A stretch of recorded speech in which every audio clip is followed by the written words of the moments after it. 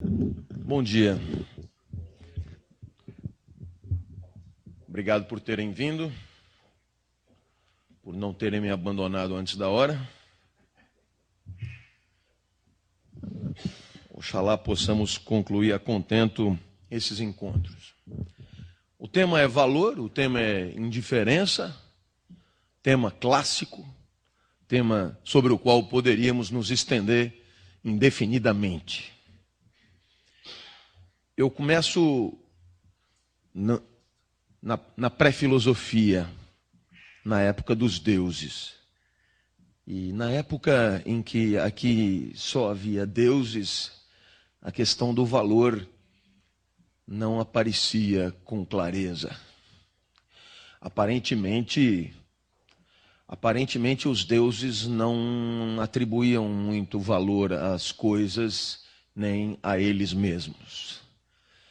Claramente a questão do valor é contemporânea da humanidade. Claramente as coisas passam a ter valor na medida em que o homem as contempla, o homem as encontra.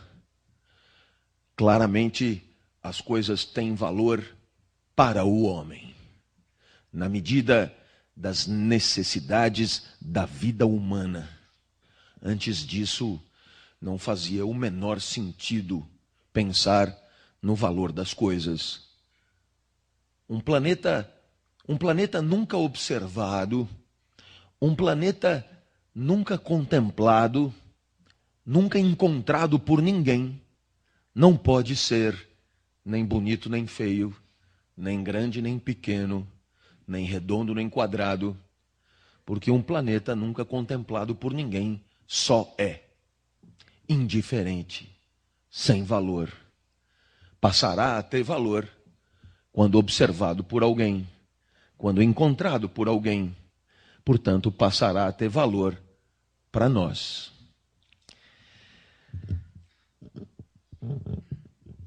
O curioso é que, no próprio pensamento mitológico, o surgimento do homem não é exatamente um episódio nobre.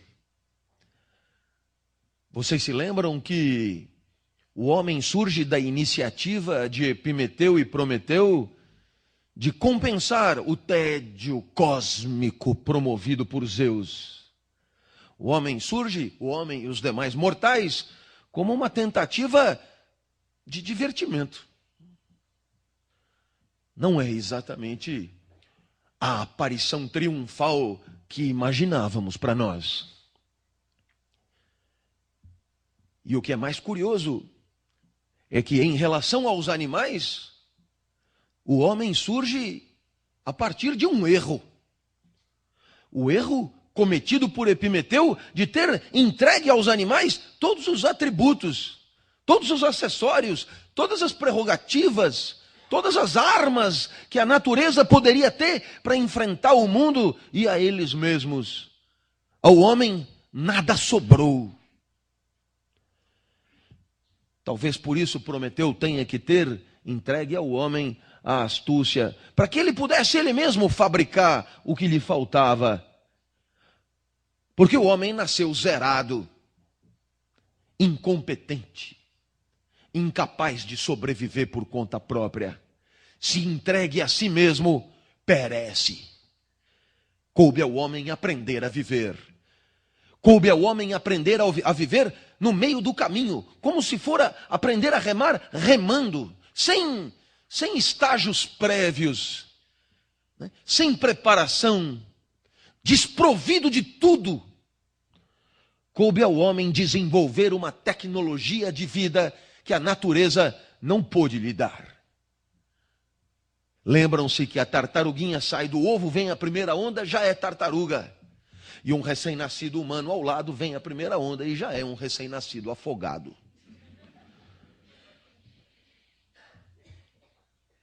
Portanto, se o valor é concomitante do surgimento do homem, o valor tem a ver com a própria condição humana.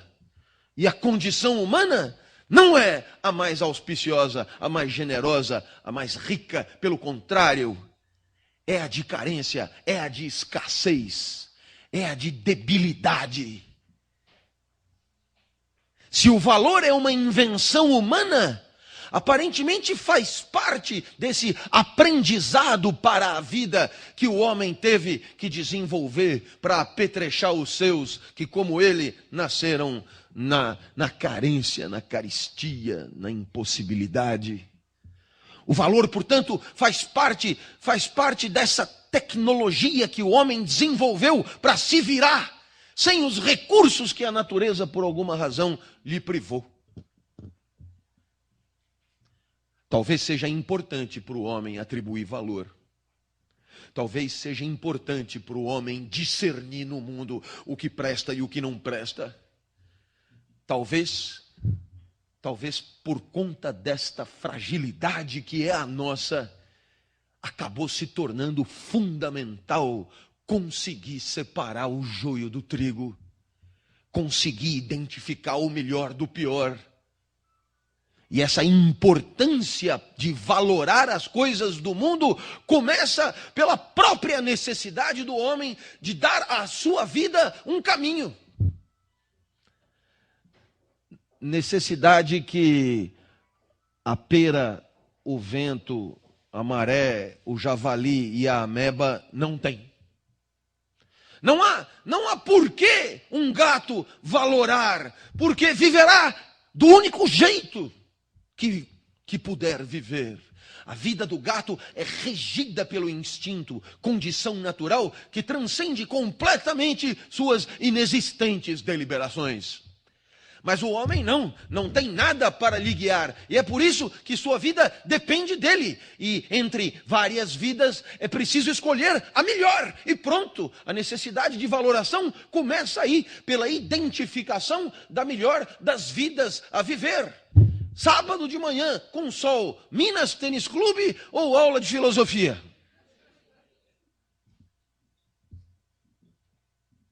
O valor é coisa nossa, para nós. Para a vida, qualquer outra explicação é sem sentido. Diriam os darwinianos, atribuir valor às coisas do mundo é condição adequada de reprodução da espécie.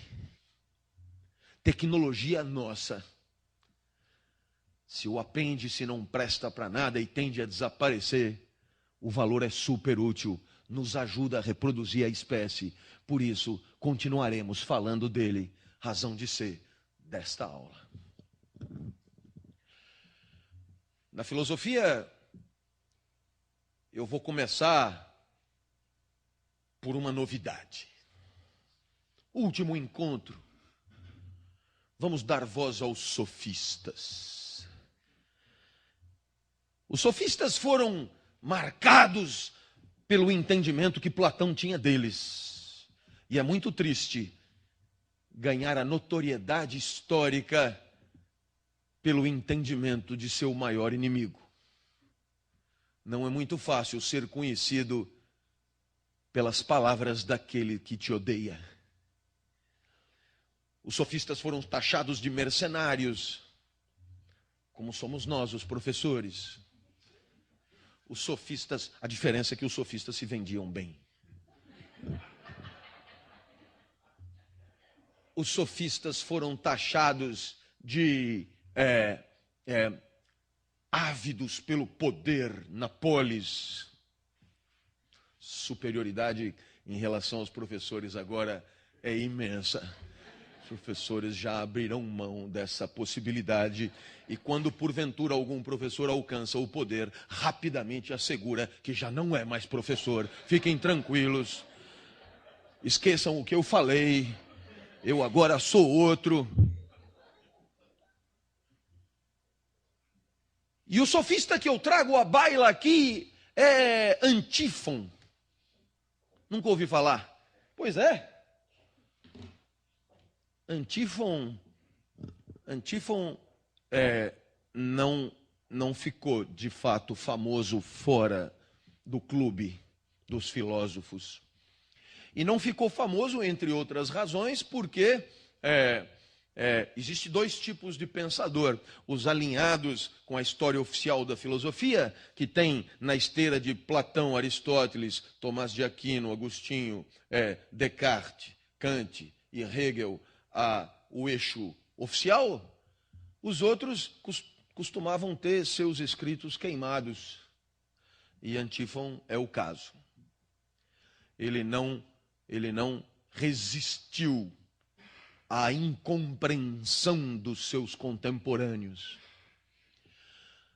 Antífon nos propunha, atomista e materialista que era, que tudo que existe é constituído por átomos. E os átomos não estão parados, mas circulam. E se circulam, circulam por onde ainda não há átomos. E, portanto, além de átomos, há vazio.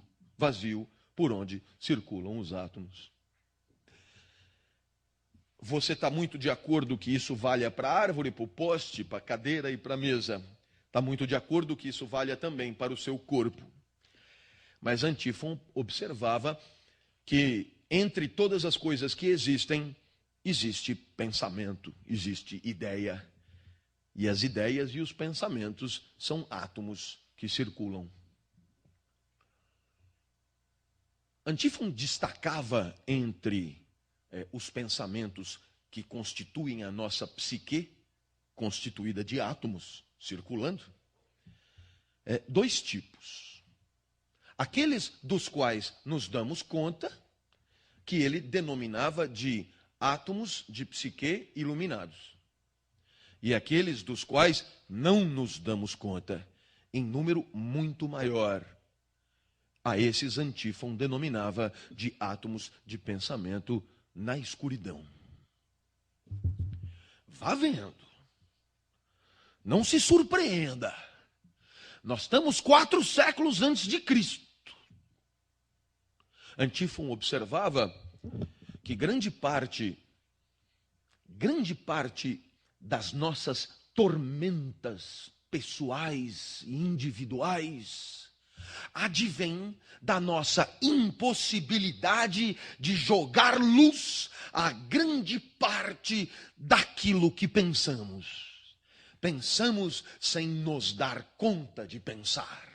A nossa capacidade de alumiar, a nossa capacidade de perceber, a nossa atividade pensante era, sem dúvida, a grande causa das nossas angústias, dos nossos males. Por isso Antífon criou um hospital da alma.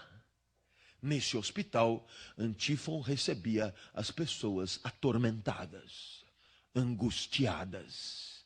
E Antífon dizia, terceira coisa, que a luz que alumia os nossos pensamentos não os alumia de uma vez por todas, porque como os átomos estão em circulação, temos que acreditar na possibilidade de que aquilo que passa pela nossa cabeça num instante deixar de passar. E melhor, aquilo sobre o qual nunca tínhamos nos dado conta ainda, passarmos a nos dar conta, passarmos a ter ciência de pensamentos que antes se encontravam na sombra e com isso desenvolver uma capacidade de identificar a raiz das nossas angústias, a raiz dos nossos males. E você olha para mim e diz, professor, mas como? E Antífon dá o checkmate mortal do seu embevecimento e da sua surpresa. Antífon propõe: fazemos com que o nosso pensamento seja iluminado, investigando assim a genealogia das nossas angústias quando falamos sobre a própria vida. É através da linguagem, é através do discurso, é através da associação e do encadeamento de ideias que podemos incentivar e promover a iluminação dos átomos que estão na escuridão, e com isso a identificação dos males que nos angustiam. E por isso, no Hospital das Almas de Antífon, o que acontecia é que Antífon se dispunha a ouvir os dramas pessoais daqueles que ali se apresentavam para ser curados. Você que tem alguma formação psicanalítica deve estar à beira de um ataque de nervos. Professor, mas como é que eu nunca ouvi falar desse fulano? E eu te digo, por quê? O que ele escreveu foi queimado. Ah, bom, fico mais tranquilo. Mas ainda assim, como o senhor sabe de tudo isso? É que fiz uma regressão. Eu fui ontem para Rondônia, antes de ontem, numa reunião do Cicobi, e parei numa mulher estranha. E ela disse, o que você quer, meu filho? Eu falei, eu queria voltar para trás. E assim voltei. E me deparei com esse Antífon que me contou tudo isso. A verdade é que aqueles que tiveram seus escritos queimados não estão completamente borrados da nossa cultura. Porque, felizmente, nós temos historiadores do pensamento. Aqueles que contam o que os outros pensaram. Historiadores que, com rigor, apresentavam textos completos, entre aspas, do pensamento de outros. E um grande historiador do pensamento antigo, e que era praticamente contemporâneo, eu me atrevo a dizer que mais do que historiador, ele era uma espécie de repórter do pensamento do seu tempo, é Diógenes Laércio. E Diógenes Laércio nos faculta o contato com Antífon, que diretamente nos foi impossibilitado pela truculência e pela ganância daqueles que viam em Antífon um enorme perigo para as suas certezas que se consagrariam como a verdade daquele tempo. O final de contas, o bem e o mal, na perspectiva antifoniana, tem a ver diretamente com as nossas angústias. E será bom tudo aquilo que aplacá-las, será ruim tudo aquilo que alavancá-las e que as alavancar. E é por isso que Antífon tinha essa preocupação de cuidar das almas, de cuidar das vidas, de cuidar das angústias, e tinha daí toda uma teoria do valor que esbarrava na necessidade de cuidar da nossa psique.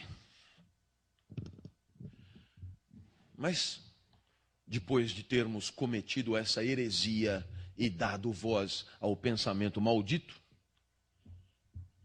para aqueles que realmente se interessaram pelo tema, imagino que haja mais de um, no final da aula de ontem, muitos vieram me falar do tal do Antífon. O professor Michel Onfray, toda vez que eu falo professor antes de um nome é porque foi meu professor, o professor Michel Onfray, que nesse ano que passou lançou um livro sobre Freud que causou polêmica mundial, né? Crepúsculo de um ídolo, escreve uma verdadeira enciclopédia cujo título é A Contra-História da Filosofia. E na Contra-História da Filosofia, Antífon é um capítulo do primeiro volume. Encontra-se em qualquer livraria. Por que contra a história da filosofia? Porque justamente dá conta dos pensadores malditos, daqueles que foram queimados, daqueles que não se alinharam com o pensamento platônico cristão, daqueles materialistas, daqueles hedonistas, daqueles filósofos do prazer que sempre foram colocados, digamos, na periferia da história oficial do pensamento. Passemos então à história oficial do pensamento. Platão tem uma teoria do valor que contamina o nosso senso comum. Platão tem uma teoria do valor que é a óbvia teoria do valor, sobre a qual vale a pena 5 minutos de reflexão. Conforme todos os nossos encontros puderam salientar, Platão é um pensador dualista. Quer porque o mundo pode ser abordado de duas maneiras, pelos sentidos e pela razão. Quer porque nós mesmos podemos abordar o mundo de duas maneiras, porque somos constituídos de duas partes, corpo e alma. O mundo é dois, nós somos dois. Nossas duas partes estão em relação correspondente com as duas partes do mundo. Tudo é dois em Platão. Por isso, o dualismo é a marca registrada do seu pensamento. Ora, o mundo sensível é um mundo encontrado pelos sentidos, é um mundo ilusório, é um mundo que falseia, é um mundo que nos engana, é um mundo que encontramos com o olhar, com o tato, o paladar e a audição a cada segundo diante de nós. Mundo de segunda classe, mundo com o qual se satisfaz a maioria dos viventes, escravos, acorrentados, impossibilitados de entender que aquilo não é o que mais importa. Esses escravos que se contentam com o mundo são simbolizados por Platão como amarrados dentro de uma caverna e contemplando sombras. As sombras da aula que assistem, as sombras da televisão, as sombras dos espetáculos perceptivos que desde que nasceram têm encontrado do amanhecer ao anoitecer. Estes são os que se contentam com pouco, com o que menos importa. Mas há outros que vão além, que encontram o mundo pela alma, pelos olhos da alma. E esses vão além da sombra. Só percebem que são sombra, porque percebem que há algo que projeta as coisas que observam no mundo. Existe, portanto, uma relação entre o mundo dentro e o mundo fora da caverna. Uma relação entre as percepções sensoriais e aquilo que as projeta. E aquilo que as projeta são as formas perfeitas destas sensações. Se você atravessa a rua e passeia pela linda praça que aqui na frente se encontra, você vê árvores. Mas se elas parecem lindas, é porque você não viu a árvore perfeita. A ideia de árvore, a essência de árvore. Não pode ter visto. A essência da árvore não se vê com os olhos do corpo, mas depreende-se com os olhos da alma. Professor, ideia de árvore? É a ideia única de árvore que projeta a sombra de todas as árvores individuais que você encontra ao longo da sua vida. A árvore perfeita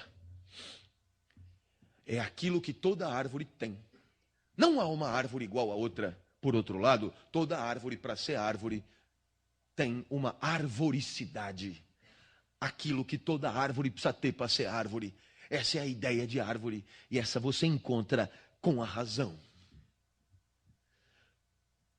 O mundo de Sofia. Eis aí, homenagem generosa a colega que, como eu, busca o entendimento do maior público. O mundo de Sofia dá o exemplo da galinha. Galinha 1, galinha 2, galinha 3, galinha 5, galinha 6, são todas diferentes entre si aos olhos do corpo. Mas por detrás de todas as galinhas diferentes do mundo, existe uma ideia de galinha, uma galinhicidade.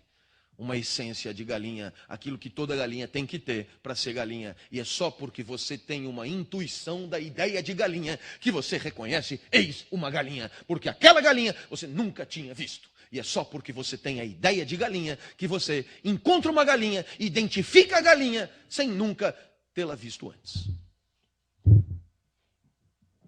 Professor, vale também para a sua aula? Claro. O que você vê é uma sombra, uma monstruosidade, uma deformação e uma imperfeição. Mas toda aula do mundo sensível é projetada por uma ideia de aula, por uma essência de aula, por uma aula perfeita, por uma forma ideal de aula. Se todas as galinhas saíram da mesma forma, se todas as árvores saíram da mesma forma, todas as aulas também saíram da mesma forma. E, portanto, existe uma ideia de aula que projeta esta sombra monstruosa que aqui você contempla.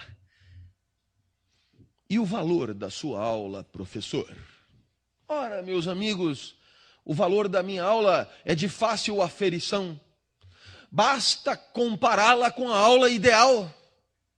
Basta identificar as semelhanças e as diferenças, e você verá o grau de deformação, o grau de transformação, o grau de imperfeição. E aí o valor surge cristalino, fácil de ser identificado e absolutamente igual para todos que contemplarem a minha aula, porque todos terão o mesmo gabarito, a aula ideal, encontrável por todas as almas de boa vontade no mundo das ideias. Quer dizer que se todos tivermos o mesmo gabarito, como a sua aula é uma só, todos daremos à sua aula o mesmo valor. Claro. Pois é, professor, mas analisando as avaliações que o senhor recebe no final da aula, cada um avalia o senhor de um jeito. É porque não conhecem o gabarito. Tristes pessoas. Não conhecendo o gabarito, não conhecem a resposta certa, não conhecem a aula perfeita, e aí, na hora de atribuir valor, como poderão saber qual o valor da minha aula se não conhecem a aula nota 10? Como fazemos então? Na falta do gabarito da alma, só lhes resta o gabarito imperfeito do corpo. E assim julgam a minha aula pelas alegrias e tristezas que sentem. E como cada corpo é um, cada um sente uma alegria e uma tristeza, sabe-se lá por causa de quê. E aí então cada um dá uma nota. Na falta de gabarito, a flutuação dos apetites. Triste de você. Chega aqui feliz, me dá nota alta. Chega aqui puto, me dá a nota baixa. E o que é pior, triste de você e triste de mim, que estou à mercê do seu bom humor. Você está aí, a minha aula está valendo 9,5. De repente você tem uma cólica terrível. Não consegue sair porque fica chato, que você está bem no meio aí. E a minha aula é um obstáculo da tua caganeira. E aí você começa a minha aula, vai 9, 8,5, 8, 7,5, 7, 6,5, 6. Por quê? E o que tem a tua caganeira com a minha aula? Tudo porque você não tem o gabarito de Platão.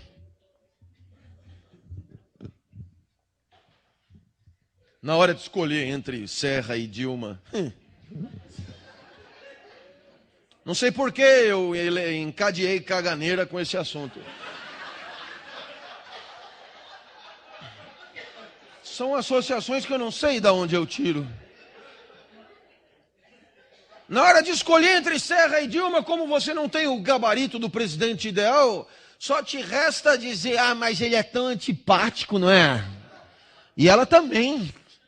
E aí, quando a simpatia e a antipatia não dão conta da indigestão geral, você fica sem saber o que fazer e acaba votando na Marina.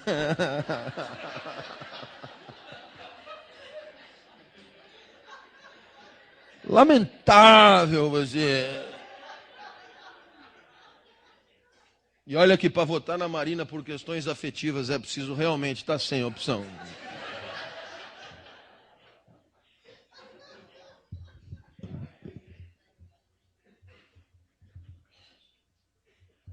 Meus amigos, num diálogo intitulado Górgias, sofista maior, Górgias, monstro de sofista, Platão costumava dar o nome aos seus diálogos dos inimigos que debatiam com Sócrates, e Sócrates debate com Polo, discípulo de Górgias. E eis aqui um momento importante, quando Polo propõe que é melhor cometer uma injustiça do que sofrê-la, sobretudo quando você não é punido pela injustiça que sofre. Eu vou repetir. Polo observa que é melhor cometer uma injustiça do que sofrê-la, sobretudo quando você não é punido pela injustiça que comete. Espero que você tenha entendido. Aquele que comete uma injustiça costuma oferir uma vantagem indevida. Aquele que sofre uma injustiça costuma oferir uma desvantagem indevida. É melhor cometer do que sofrer. Sobretudo quando essa vantagem indevida não vem acompanhada do sofrimento, da punição. E o que é que responde Sócrates? Engano seu. Quer dizer, esse polo é nós, né? Candidato a deputado estadual. Se alguém tiver que se fuder, será você. Agora, o que é que responde Sócrates? Engano seu. É melhor sofrer uma injustiça do que cometer. Exatamente por quê? Porque aquele que comete uma injustiça, apesar da vantagem auferida, não terá nenhuma chance de ser feliz. Ao passo que aquele que sofre uma injustiça, apesar da tristeza momentânea da injustiça sofrida, tem muito mais chance de ser feliz. Porque a firme convicção do pensamento antigo é a de que a justiça tem a ver com o ajuste no todo universal. Aquele que é injusto é porque é desajustado no todo. Portanto, se você sofre uma injustiça, isso não aponta o teu desajuste e você rapidamente se recuperará daquele inconveniente sofrido. Mas quando você pratica uma injustiça, isto é a prova material do teu desalinhamento cósmico, você sofrerá. E aquela alegria imediata, trazida por aquela vantagem comezinha daquele instante, será rapidamente borrada pela tristeza endêmica de uma vida vivida fora de lugar. Monstruoso pensamento, monumental pensamento, verdadeiro regalo da história do pensamento. Aristóteles dá sequência a Platão. E a perspectiva do valor em Aristóteles é muito conhecida. O valor, o bem e o mal, eles importam em duas substâncias. Na vida do homem e na cidade, na polis. Em outras palavras, o que importa valorar? O comportamento humano e a cidade, a organização social. O que então para Aristóteles importa identificar se é bom ou ruim? O que o homem faz e a maneira como ele se organiza. Ora, quando é que o homem é bom? E a convicção grega maiúscula é que o homem é bom quando ele vive bem. O homem é bom quando ele é feliz.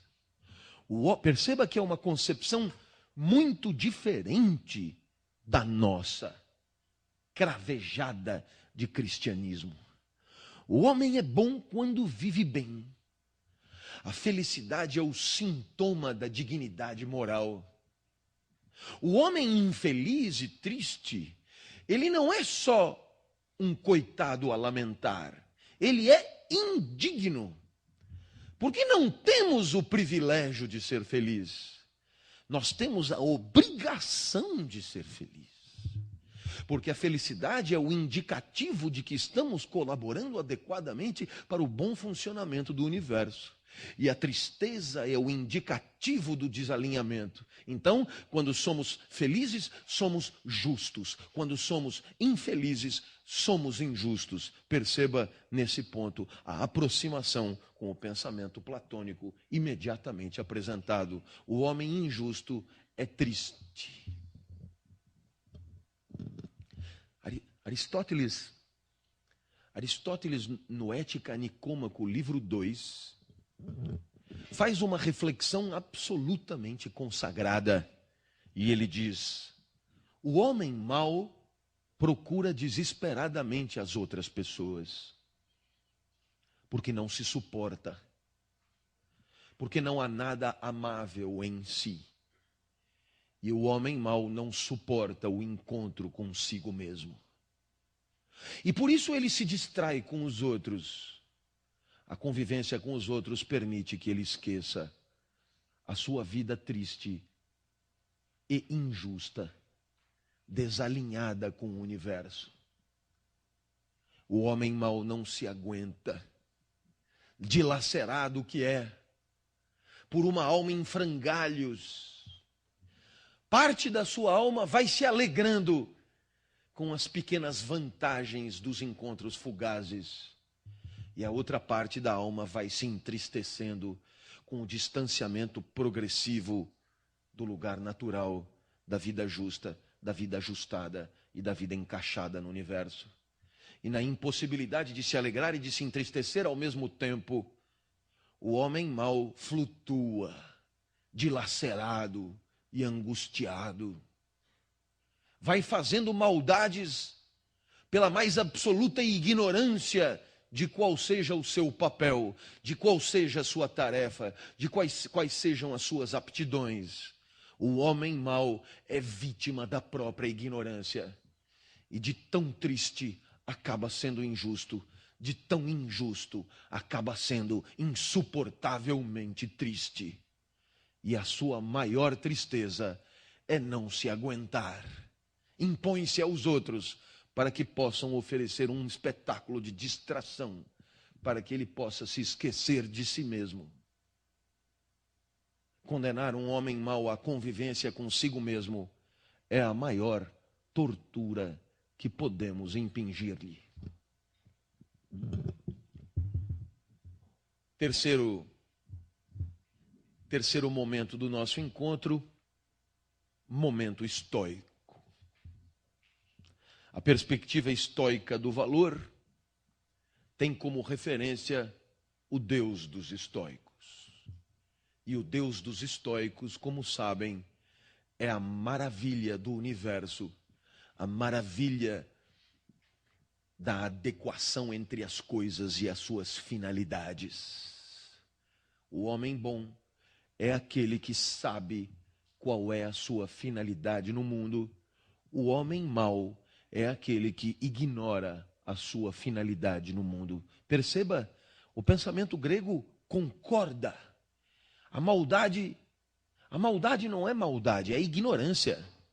E a bondade não é bondade, é sabedoria e felicidade. Marco Aurélio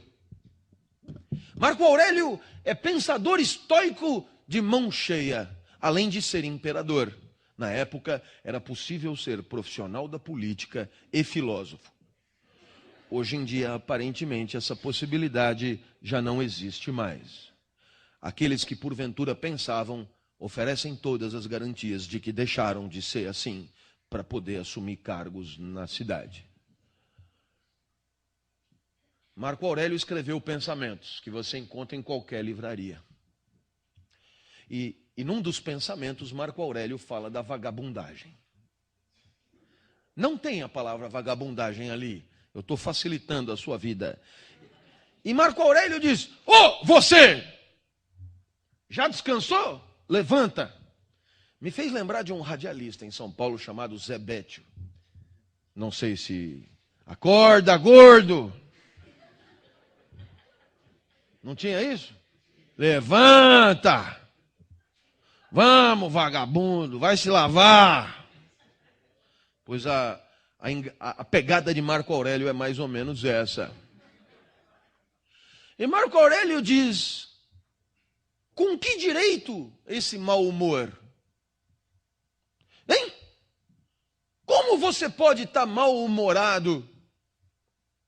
Vou transcrever literalmente. Como você pode estar mal-humorado se você vai fazer aquilo para o que você foi feito? Aquilo para o que você foi colocado no mundo? Aquilo para o que você foi talhado com precisão? Perceba que a leitura dessa frase te dá toda a ferramenta de que você precisa para entender a mais profunda convicção de Marco Aurélio. Tem dois tipos de gente.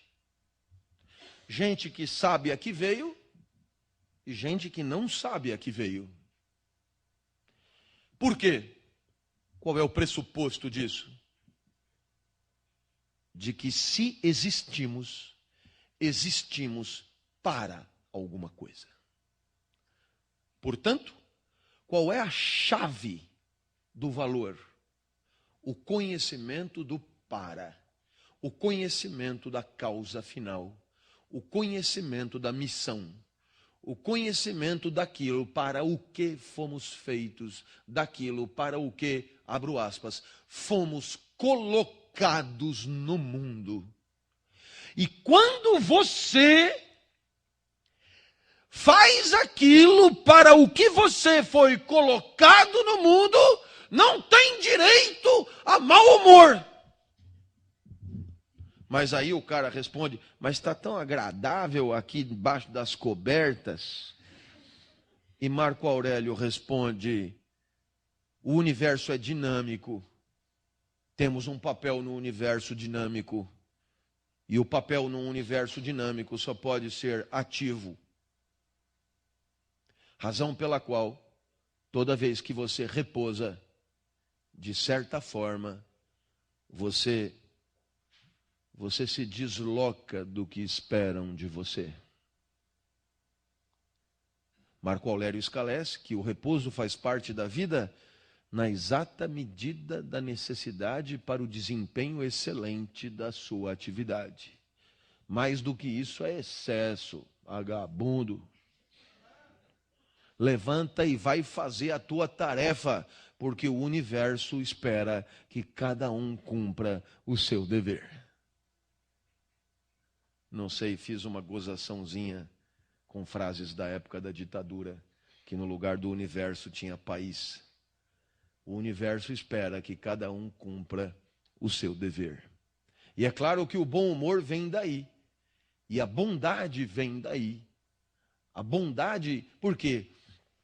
Porque qual é o caminho? Você ignora o teu papel. Ignorando o teu papel, vive à deriva. Vivendo à deriva, vive mal. Vivendo mal, é triste. Sendo triste, é revoltado. Sendo revoltado, começa a fazer bosta, tudo quanto é lado. Mas o que você faz de mal é um sintoma. É a ponta do iceberg. É o que menos importa.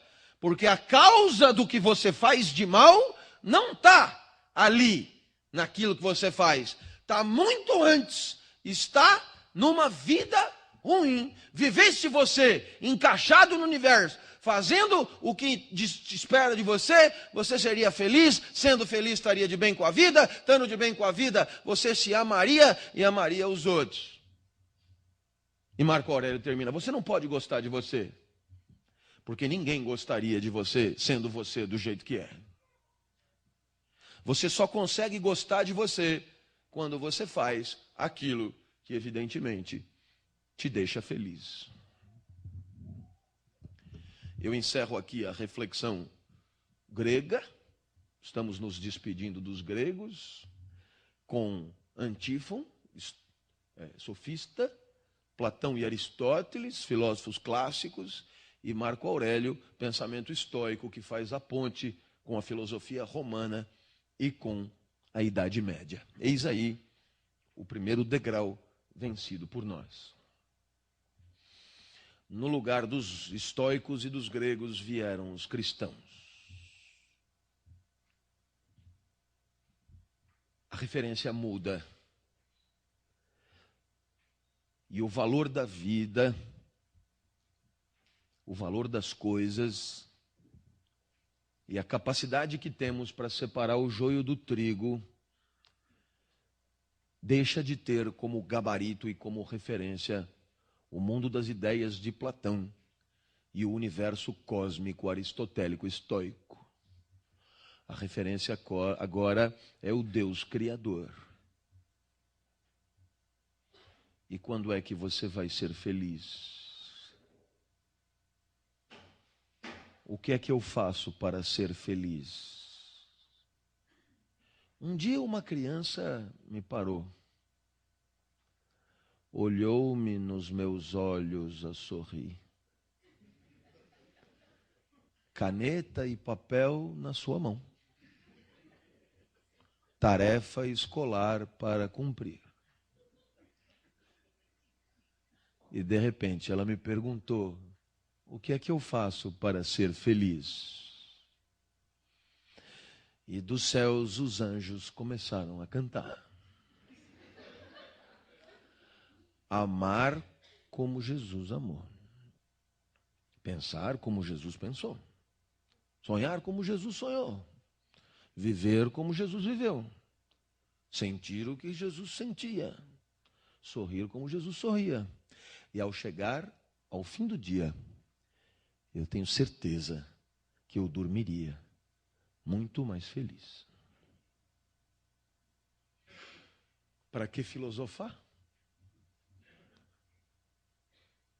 Não é crítica, não, já está tudo aí.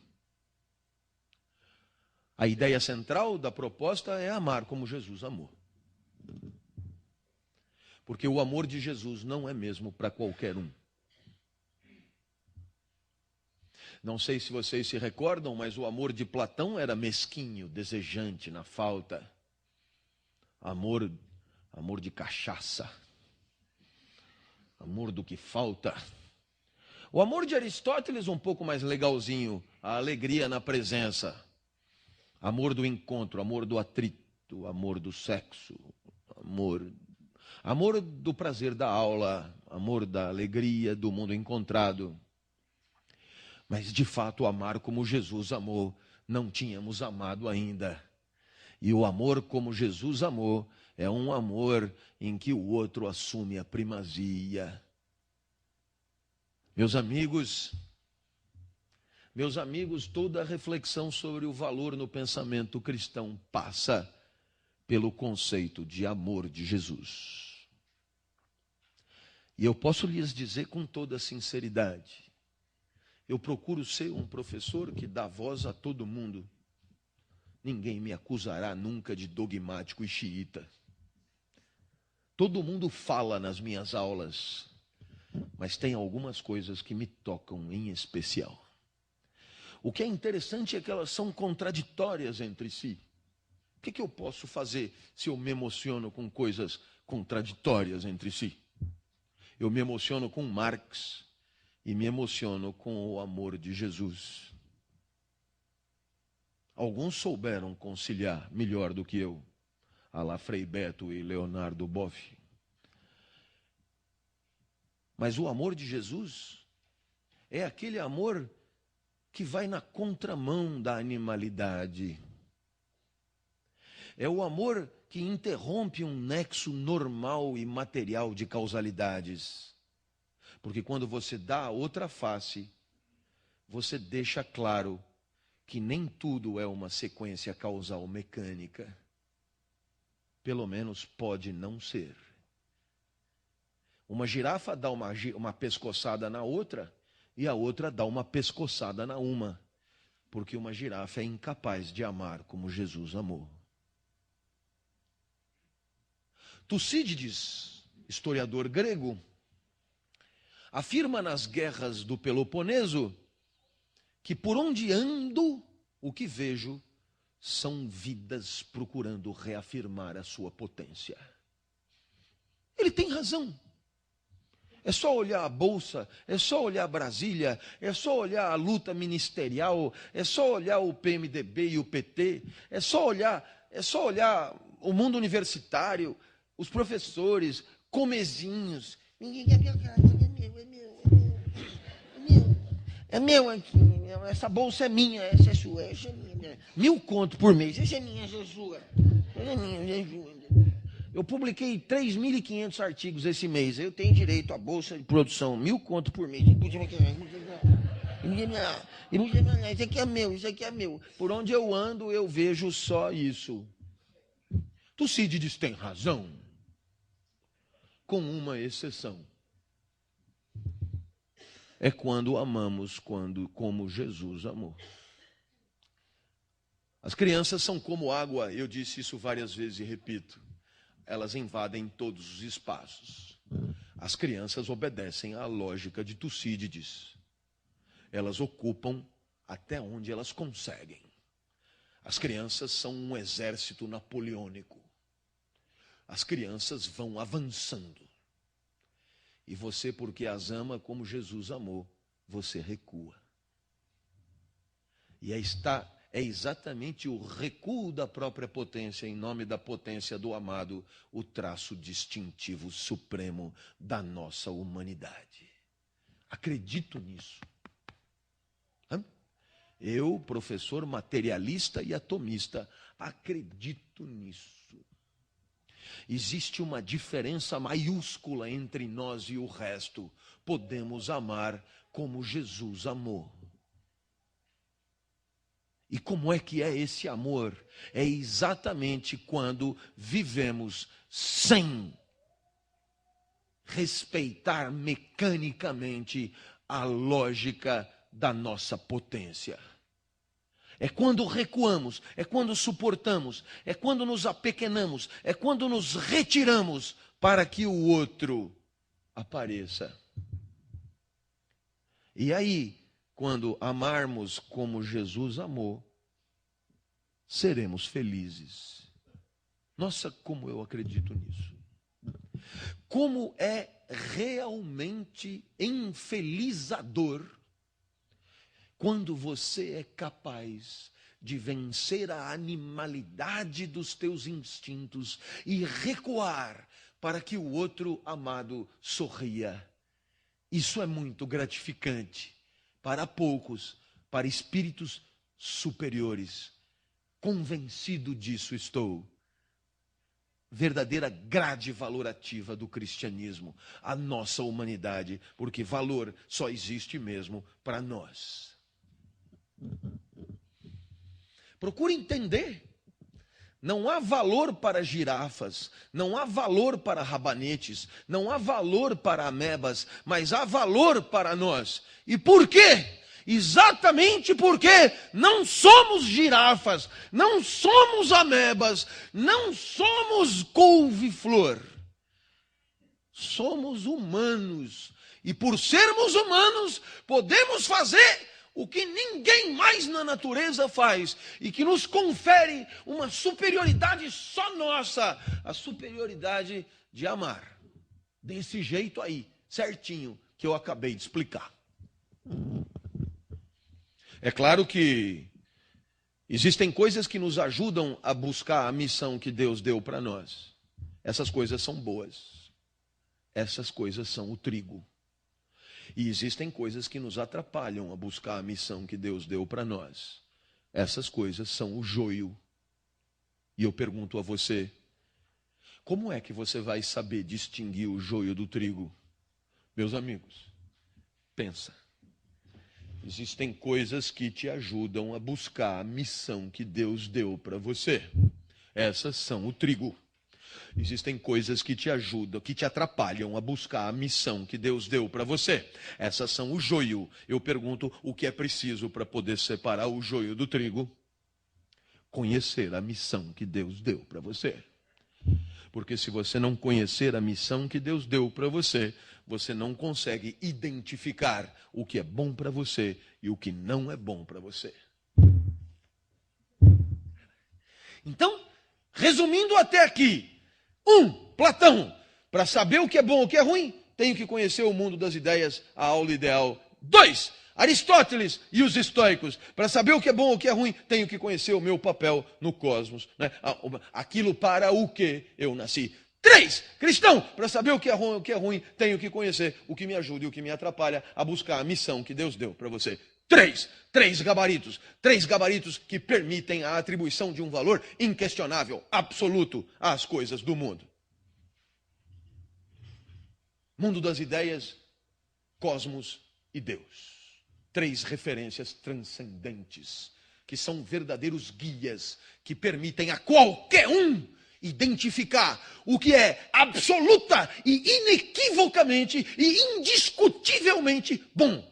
o valor absoluto das coisas depende de uma transcendência como referência. Ouça-me! Mas chega uma hora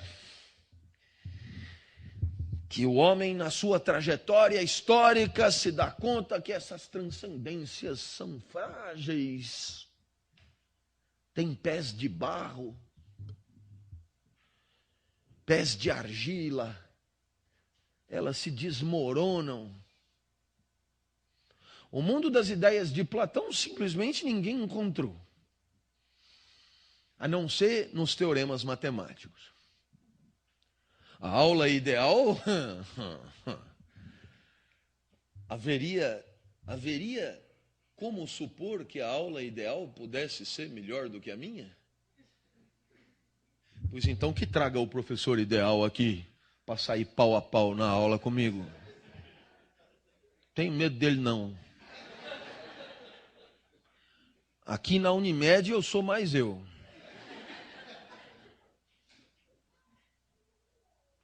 O universo não é cósmico. Galileu. Portanto, se o bem e o mal dependia do universo, o bem e o mal foi pro saco. E Deus? Deus é o problema. Se existe ou não, é da conta de cada um. Mas a vontade dele, a missão que ele deu para nós, se fragmentou em 1500. Porque cada um agora tem uma solução para a sua vida. Existem tantas respostas sobre a vontade de Deus para a sua vida quanto são os viventes. Uma seita para cada um. A partir de agora, meus amigos, a questão do valor mudou de lugar.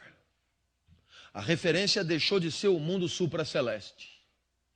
E a referência passou a ter que ser nós mesmos. Lá no começo da modernidade, Maquiavel vai propor: é bom aquilo que me permite alcançar o que eu quero. E como eu quero o poder, é bom o que me permite alcançar o poder. Vale para soberanos, vale para professores. Poder de professor.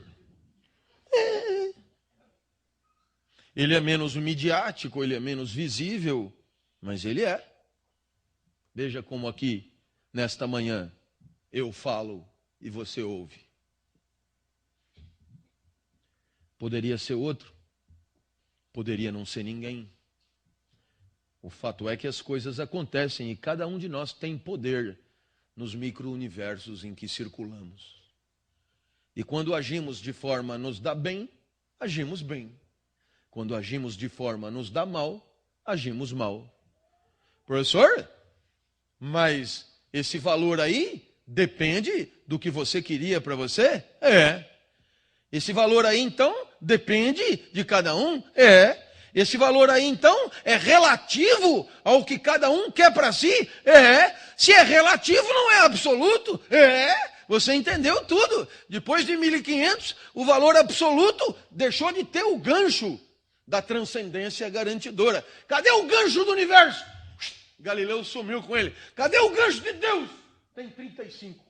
E cadê o gancho do mundo das ideias? Esse então nunca deu as caras. Não tem o gancho. Então, agora o valor é relativo. Relativo. Qual é o problema do valor relativo? Não sei nem se é um problema. É que, sendo relativo, está aberta a temporada de caça ao achismo. Lembra do Platão?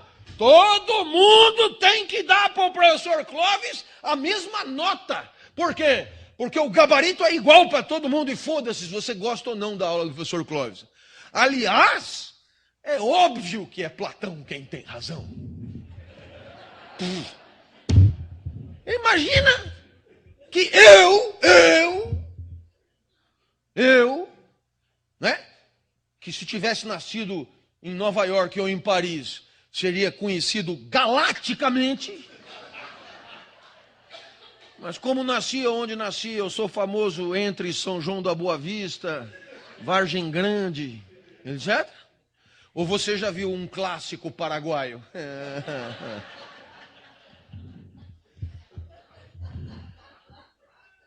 E é porque não tem vida inteligente no Paraguai? De jeito nenhum. É porque não tem como. Todos os grandes pensadores nasceram num espaço. É só olhar.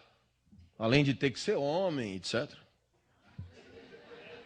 Já sabia que alguém ia me dizer. Compra aí o manual de história da filosofia da voz. E acha lá o setor feminino. Está no tomo 2. A escrever. E é porque a mulher não pensa? Não, é porque as coisas são o que são. Existem as condições materiais de consagração. E não são feitas para o pensamento feminino.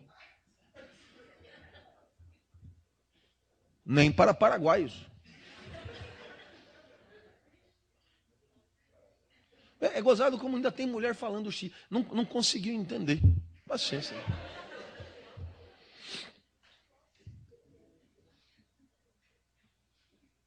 Por que Platão tem razão? Porque o valor da aula do professor Clóvis agora ficou na sua mão. Desculpa aí, velho. Eu não sei o que você faz da vida. Você deve cortar as pessoas no meio, arrancar olho fora. Mas de aula aqui, quem entende sou eu. Se o valor da minha aula depender de você, nós estamos fodidos. É a mesma coisa do valor da sua operação depender de mim. Como eu posso avaliar?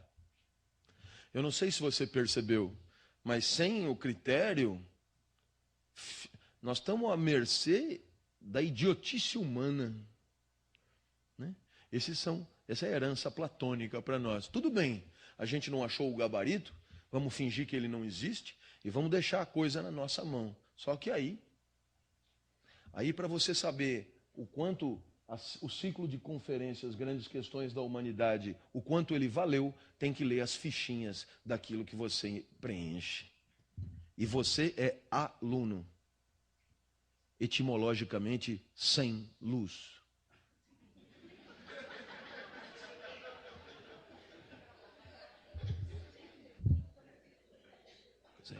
Eu ter que me submeter a uma avaliação sua é uma inversão demencial da lógica. Você tem que sentar aí e aprender o que é uma aula. Ah, mas e se eu não gostar? Tem que aprender a gostar do que é bom. Porque o fato de você gostar ou não gostar não tem a menor importância. Essa é a perspectiva de Platão. Muito bem? Veja só o que nos dirá Spinoza. Não achamos o gabarito de Platão, o cosmos não é cosmos, e Deus, para Spinoza, somos nós. E o mundo é bom. O valor das coisas tem a ver com as relações que mantemos com o mundo. Spinoza está absolutamente convencido de que o valor é parte da vida. E a vida é uma trajetória de relações com o mundo. E é por isso que o mundo que vai tendo valor na medida que nos afeta. Na medida que se relaciona com o nosso corpo. E o mundo é bom quando produz em nós um efeito bom. E o mundo é ruim quando produz em nós um efeito ruim. A maneira mais simples de entender isso é perceber que para nós um efeito é bom quando nos permite um ganho de potência de agir, a nossa essência. A nossa libido, a nossa energia vital, o nosso elan vital, o nosso tesão pela vida. E o mundo é ruim quando determina em nós uma queda da nossa potência de agir. Para resumir, o mundo é bom quando nos alegra e o mundo é ruim quando nos entristece. Ora, meus amigos, espero que você tenha percebido que agora a referência é ainda mais específica do que nós mesmos. A referência é uma referência afetiva. O mundo é bom quando alegra, o mundo é ruim quando entristece. O critério não é o cosmos nem Deus, é a nossa energia vital, é a nossa potência de agir na mais estrita materialidade. E a aula do professor Clóvis é boa quando alegra, a aula do professor Clóvis é ruim quando entristece. Professor, mas quando o senhor fala aqui, o senhor invariavelmente alegra a uns e entristece a outros. Nenhum problema. A aula é boa para aqueles que se alegraram. A aula é ruim para aqueles que se entristeceram. Professor, ao longo da sua aula, que leva 2 horas, tem coisas que o senhor diz que alegram. E tem outras coisas que o senhor diz que entristecem. Nenhum problema. A parte da aula que eu disse que alegrou é boa. A parte da aula que eu disse que entristeceu é ruim. E assim, na oscilação senoidal das alegrias e das tristezas, corresponde à oscilação senoidal do valor do mundo para nós. Só existe valor na vida. Não há por que buscar valores absolutos, porque tudo que é absoluto transcende a vida. E o valor é tecnologia de vida, portanto, só serve para a vida. E a vida é marcada pela senoide da oscilação da nossa potência de agir. É mesmo bom o que alegra, é mesmo ruim o que entristece. Aí você olha e diz, professor, se eu bem entendi, nós temos 2 concepções de valor espetaculares que se enfrentam aqui. A de Platão e a de Spinoza. Exatamente. Professor, compare as 2 agora. Ponha lado a lado as 2. Vamos colocar um na frente do outro. Vamos tirar isso a limpo. Façamos isso. Vamos imaginar?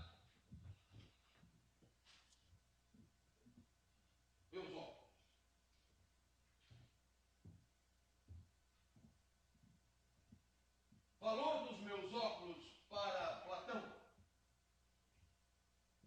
Procedimento? Procedimento, vamos. Isso aqui é uma sombra.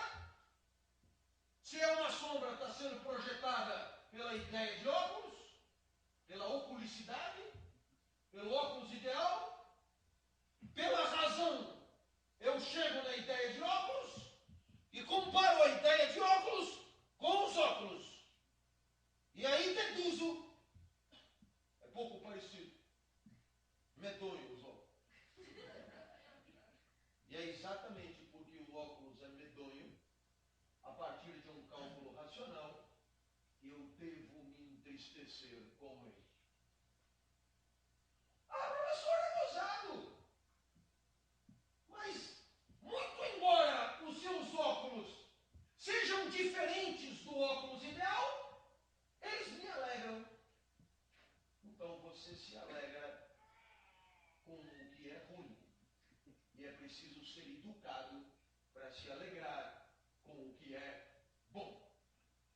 Então você precisa passar por um processo educativo para que o seu corpo passe a se alegrar com o que é racionalmente identificado como bom. Spinoza. Óculos. Valor. Primeiro passo. Alegria. Segundo passo. Identificação do valor. Eu não sei se você percebeu, mas enquanto para Platão primeiro vem o valor e depois vem o afeto, para Spinoza primeiro vem o afeto e depois vem o valor. Ficou claro? Eu vou repetir, é impressionante a clareza. Quem é que faria isso por você? Nenhum dos dois conseguiria. Platão, porque enquanto a gente não aprender, valor do casaco, casaco ideal, medonho, medonho, casaco feio, então tenho que me entristecer. Mas não me entristece tanto, então vá aprender. vai educar o seu corpo para se alegrar com o que é bom. Spinoza, valor do casaco. Me alegrou. É bonito. Primeiro, o afeto. Depois, o valor. Porque para Spinoza, o valor depende do afeto. Para Platão, o afeto deve depender do valor.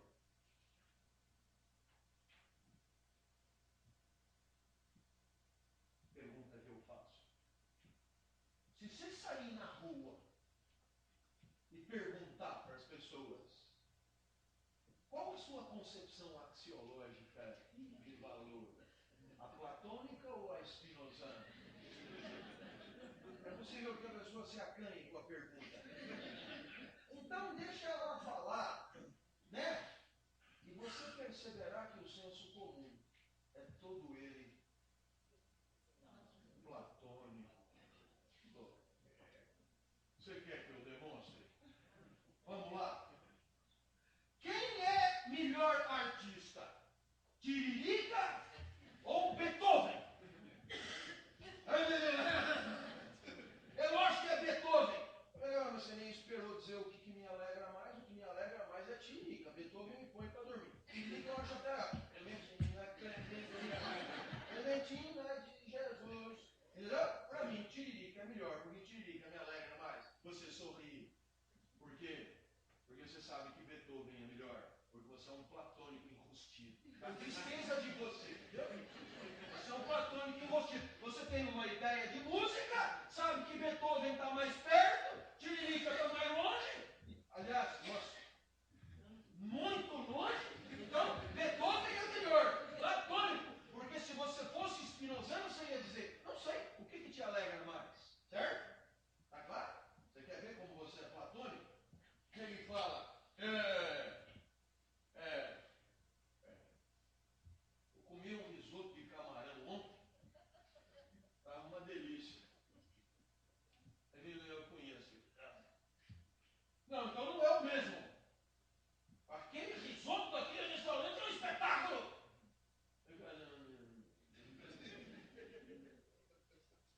Eu sou muito mais um Big Mac. E aí você se irrita. Não deveria. Porque se você fosse spinozano, você tinha que entender. Você é outro. Se alegra com outras coisas. E dá valor de acordo com a sua alegria. Eu não posso ter a pretensão que você concorde comigo. Mas sempre temos a pretensão que concordem conosco. E por quê? Porque sempre, lá no fundo dos nossos fundamentos, imaginamos que haja o certo e o errado pairando entre Netuno e Saturno. Quando as ideias se encontram. Entendeu? Estamos o tempo inteiro pressupondo de que no final das contas, ser filósofo é muito melhor do que qualquer outra coisa que você possa imaginar. Eu posso até não dizer, para não ficar chato, mas eu olho para o resto do mundo com uma superioridade incrível. Por quê? Porque quem não se alegra com filosofia é uma figura desprezível. Porque filosofia é bom! Entendeu?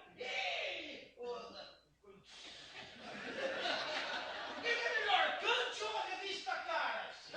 Quem lê a revista Caras é um excremento de gente. Agora, quem não lê Kant? Você não lê Kant, velho? É outro papo, é outro patamar.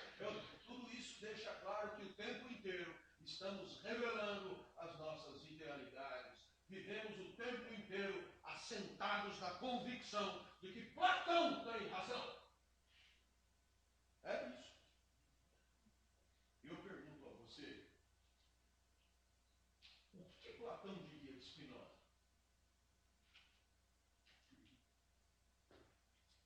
Platão diria de Spinoza, bom moço, né? Bom moço. Judeuzinho esperto.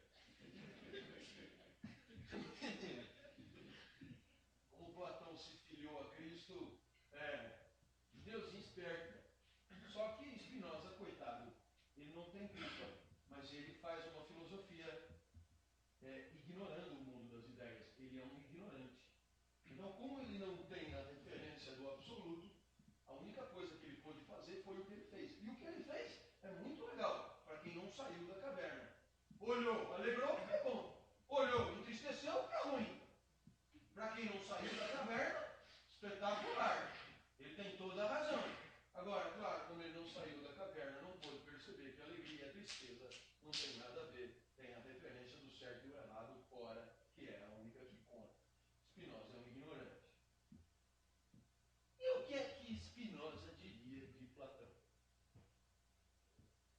Se para Platão Spinoza é um ignorante, para Spinoza, Platão é um sacana.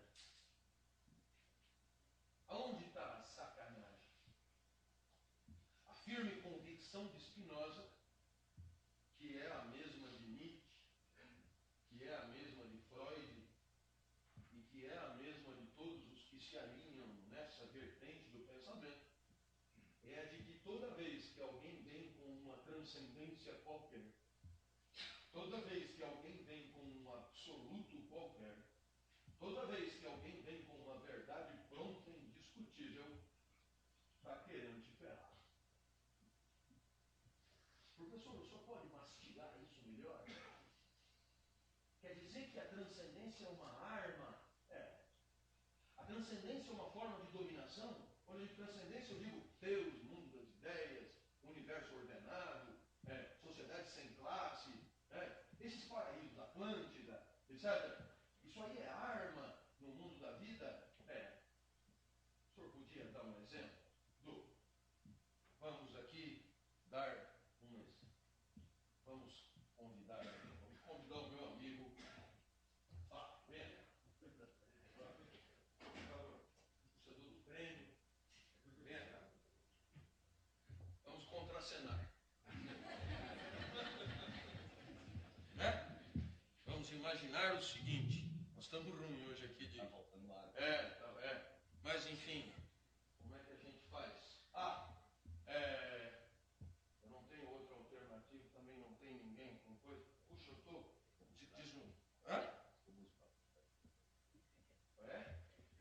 Não, vamos perder muito tempo. Vamos fazer o seguinte. Vamos imaginar que isso aqui seja vinho. E isso é Coca-Cola. Beleza? O que é que Spinoza nos ensina? Para que a vida em sociedade possa ser suportável, é preciso que haja mais concordâncias do que discordâncias. E é por isso que toda sociedade busca, em algum momento, padronizar a sua maneira de atribuir valor às coisas. Para que a maioria, pelo menos, considere o mesmo mundo bom e o mesmo mundo ruim. São várias as formas de você ver como a sociedade faz isso. Uma delas é o direito.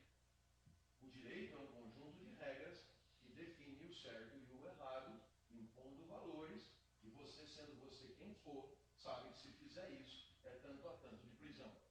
Então, mesmo que você não ache aquilo muito ruim, o fato é que a sociedade acha, como você pertence a ela, é melhor se alinhar. Segundo exemplo, os valores são infinitos, mas toda empresa se pauta em alguns. Aí tem aqui o banner, valores. Foda-se o que você pensa. Se quiser trabalhar na Unimed, é esse. Então toda a sociedade tem a necessidade de padronizar o entendimento do valor das coisas. Muito bem? Só que na hora de fazer essa padronização, eu me alegro com Coca-Cola. E este senhor se alegra com vinho. Eu vou querer que aquilo que me alegra seja entendido por todos como bom. E ele vai querer que aquilo que alegra ele seja entendido por todos como bom. E nós então vamos protagonizar um conflito. Então, o conflito vai começar. A Coca-Cola é muito melhor do que o vinho. Porque a Coca-Cola me alegra. O vinho é muito melhor que a Coca-Cola.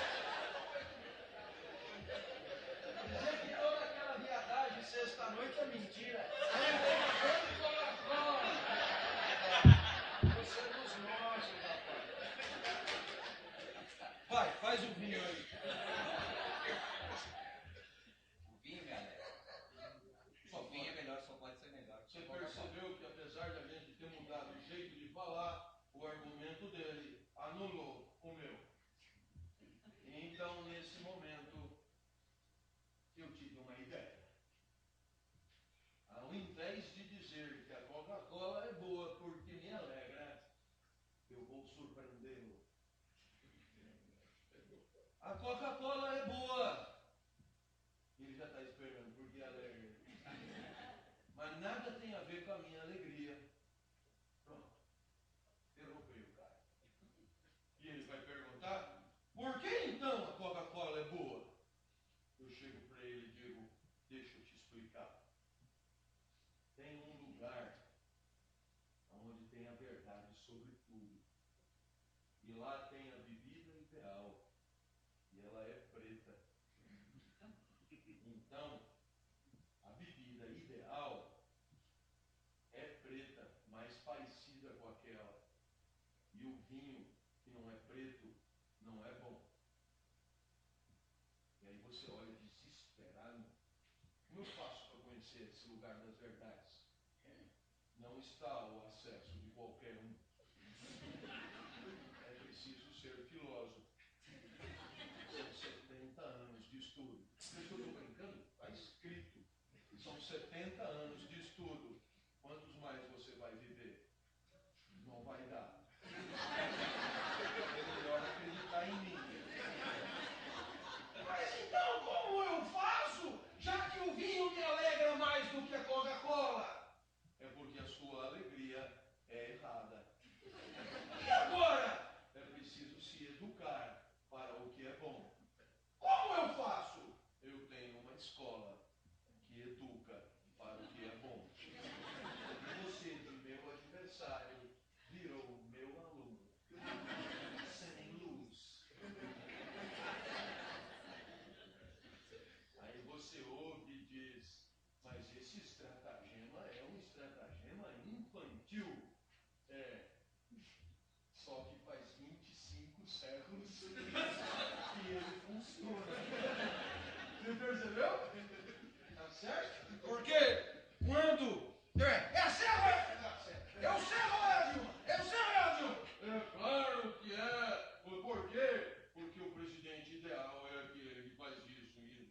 Não, me alegra! A Dilma me alegra! Serra me alegra! Embora isso tudo seja impossível, mas... Dilma me alegra! Serra me alegra! Um anula o outro, não dá certo! Então, o presidente ideal é aquele que tem mais trajetória. Foi ministro, foi deputado, foi presidente acadêmico, foi coroinha, foi não sei o que, foi não sei o que lá. E outra? Não foi porra nenhuma, nasceu ontem, não é nada, entendeu? Nunca fez porra nenhuma na vida. Então tem que ser esse. Ou então, não, o critério não é esse. Então você vê que tem uma disputa pela idealidade, porque nenhum dos dois pode contar qual é a verdade das coisas. O que é bom é o que me alegra. Porque o argumento do que é bom é o que me alegra é um argumento ruim, porque ele é anulável pela alegria contrária do outro. Por isso, eu tenho que dizer que o valor depende de variáveis que não têm a ver com o meu afeto. Obrigado.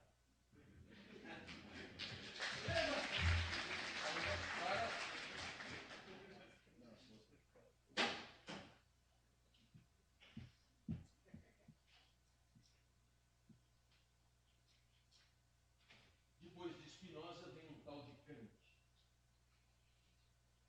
Não tem como falar de valor sem falar de Kant.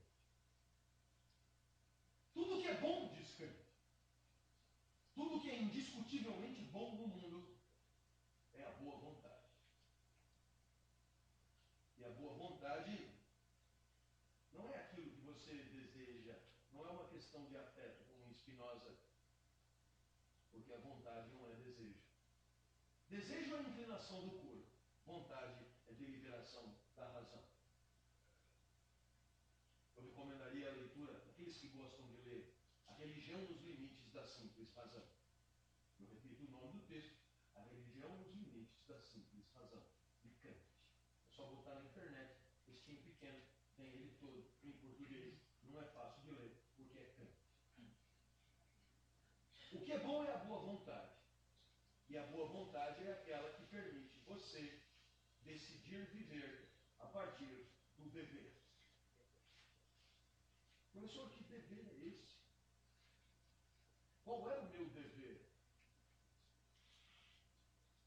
O dever aqui não é mais dado por Deus, porque é a religião nos limites da simples razão.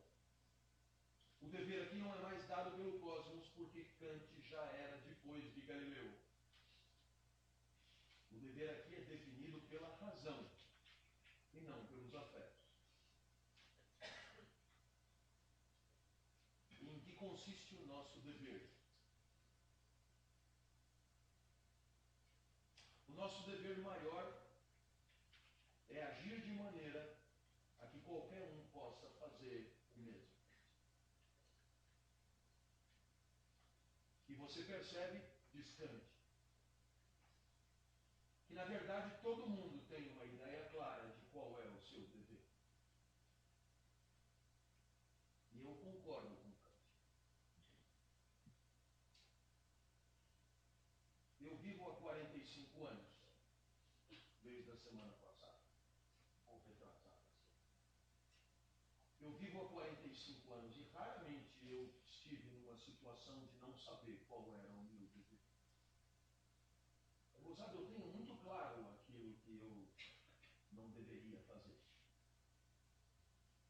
Eu não sei quanto a você. Agora, embora eu tenha muito claro aquilo que eu deveria fazer, nem sempre eu faço. E você percebe que aí é que está o problema. Como dizia Alain, o problema do dever é cumpri-lo. Mas qual é? Todos intuímos. Como dizia Sponville, o que falta não são valores, mas virtude. E a virtude é a fidelidade aos valores. A virtude é a atualização na vida dos valores que usamos para viver. Valores não faltam, falta virtude. Falta fidelidade a eles. Falta respeito a eles. E aí você me pergunta, mas qual é a origem do mal?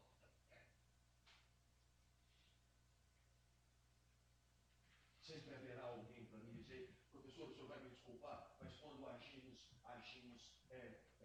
regidos por forças que transcendem a nós, que serão uma espécie de infraestrutura a qual não temos acesso, seja ela sociológica, seja ela psicanalítica, seja ela funcional. O fato é que sempre haverá alguém para dizer que não somos só vítimas e que nunca escolhemos nada e nunca deliberamos nada.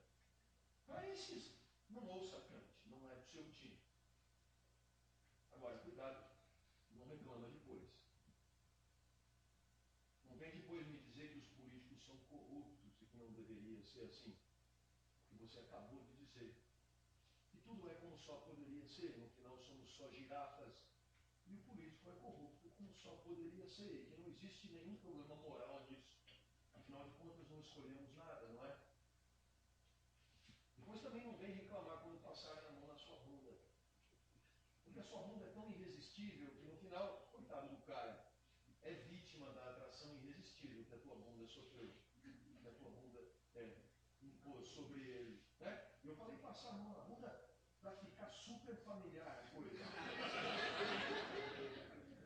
Não reclama não, né? Esses que acham que a gente não tem moral, que a gente não decide nada, que a gente não é dono de nada, que a gente não escolhe nada, depois não reclama. Porque afinal de contas, se o cara mata 8, 10 ou 15, coitadinho, afinal de contas, ele é vítima de forças pulsionais, ele é vítima de uma dominação de classe, ele é vítima de uma estrutura social, ele é vítima de genes e de uma carga genética cromossômica estranha, e o fato é que ele matou 15. Não tem o que fazer, melhor soltar. Não há por que punir. Não poderia ter feito diferentemente. Para esses, espera 10 minutos que eu já volto. Deixa eu falar para os outros que ainda acreditam um pouco no discernimento e na nossa capacidade de dar algum caminho à vida sem ser tão determinados por essas tão poderosas forças. Kant pergunta, estará a origem do mal na nossa sensibilidade? E entendendo por sensibilidade, você pode botar atrás de sensibilidade pulsão, desejo, tesão, inclinação e tudo que o nosso corpo grita em nós. E Kant dirá, não. Não porque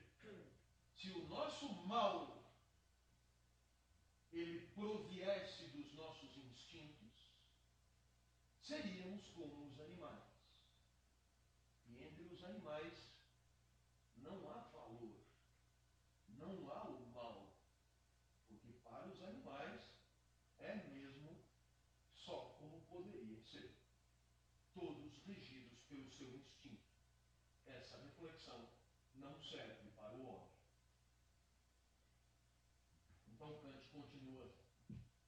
Será que o mal que o homem comete vem de uma espécie de deformação da sua razão prática, de uma deformação visceral e endêmica da sua consciência moral? E Kant diz, não. Porque nesse caso seríamos demônios. A definição de demônio é exatamente essa. Alguém que faz o mal pelo mal. Alguém que tem uma deformação deliberativa moral. Alguém que delibera errado. Não é o nosso caso. Porque nós não somos nem animais. O mal não está no instinto. Nem demônios. O mal não está na consciência moral. Então você, leitor de Kant, diz, então fudeu. Não. O mal está no encontro entre a sensibilidade e a consciência moral. Se você quiser, entre o corpo e a alma. O mal está na inversão da hierarquia legítima que deve presidir a relação entre ambos. Não entendi, eu estava pensando em outra coisa, você pode repetir? O mal está na inversão da hierarquia legítima que deve presidir a relação entre os nossos tesões e as nossas deliberações morais. E qual é a hierarquia legítima? Como deveria ser? Eu deveria buscar os prazeres nos limites da lei moral. Eu deveria buscar a felicidade nos limites da consciência moral. Eu deveria buscar a satisfação e o gozo nos limites do meu entendimento moral. Esta é a hierarquia. A felicidade submetida ao dever. Perceba como estamos longe dos gregos, onde a felicidade era soberana e tudo valia em nome da felicidade. Agora a felicidade não é mais o alfa e o ômega do bem. O bem agora, pelo contrário, é a submissão da felicidade ao dever. Porque existe um bem maior do que a felicidade de cada um, que é a possibilidade de conviver. E temos que submeter a nossa felicidade individual à satisfação radical dos nossos prazeres, à submissão ao princípio de prazer, a um princípio de realidade que permite uma convivência entre nós. Então, primeiro está o pertencimento ao coletivo da cooperativa e depois está os benefícios individuais que eu, como médico, devo dar.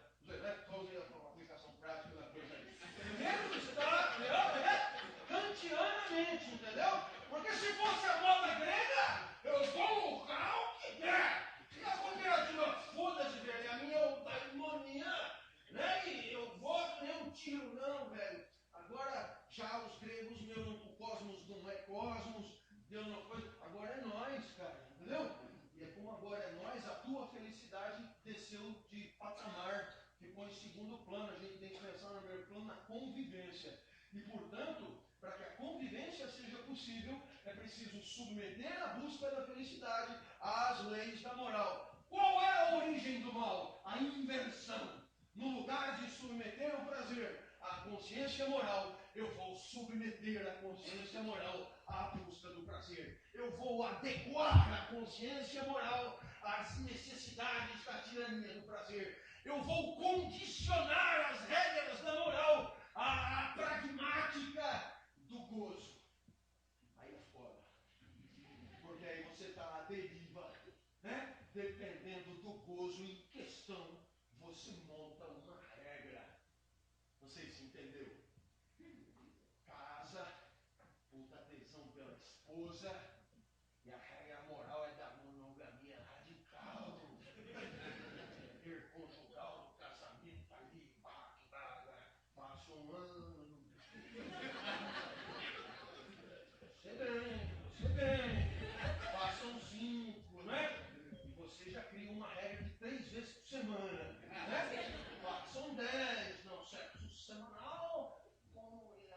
depois de 10 anos você diz: o homem não foi feito exatamente para monogamia.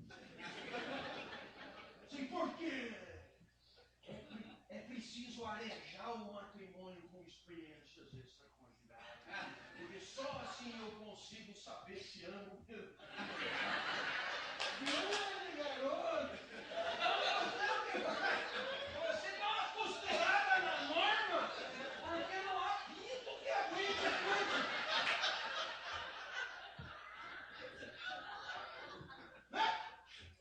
E lá o olho pra você, continua lendo essa porra desse cante, e eu não saio da minha flexibilidade macho, velho. Não velho. É isso. Além do oral de antes, não, cara. Funciona, comer uma xereca, não, cara.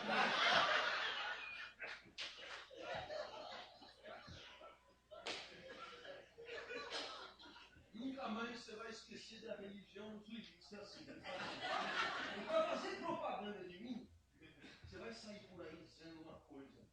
Você não sabe, sábado, puta sol, eu fui assistir uma aula de filosofia. E o professor falou do mal encante no texto A Religião nos Limites da Simples Razão. E eu me urinei de tanto rir. Nossa, cara. O cara que te faz rir com Kant é alguém muito especial. Vai ler o texto. Vai ler. Se você estiver lendo A Religião nos Limites da Simples Razão na privadinha, vai olhar no espelho, vai lembrar de mim, com as calças arriadas, vai me aplaudir sozinho.